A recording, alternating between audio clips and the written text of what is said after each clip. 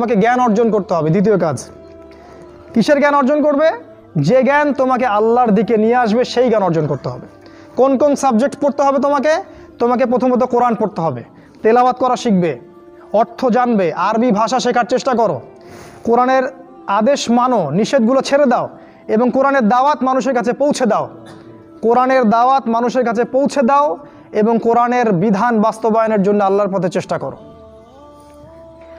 আর কি সাবজেক্ট পড়তে হবে? তোমাকে হাদিস পড়তে হবে, রাসূলের হাদিস, অসংখ্য হাদিস, এগুলো পড়তে হবে তোমাকে। আর কি পড়বে? ইসলামের ইতিহাস তোমাকে পড়তে হবে। ইসলামের ইতিহাস জানবে না তাহলে হীনমন্য জাতি হবে। তুমি জানবেই না তোমার এই বাপ দাদারা ছিল সিংহ পুরুষ, তুমি এটা জানবেই না। তোমার শেকড় যে এত সিংহ পুরুষ দিয়ে ভর্তি, এটা তুমি জানোই না। এজন্য হীনমন্যতায় ভোগো, মনে হয় যে আমাদের কেউ নাই, আমরা এতিম। জি না, আমরা এই বিশ্ব শাসন করেছি 100 বছর আগেও। এই 100 বছর আগেও এই পুরো বিশ্ব আমাদের হাতে ছিল। এখন যা দেখছো এরকম অতীত এরকম ছিল না। একটা ওমরের হুঙ্কারে সারা বিশ্ব কেঁপে যাইতো।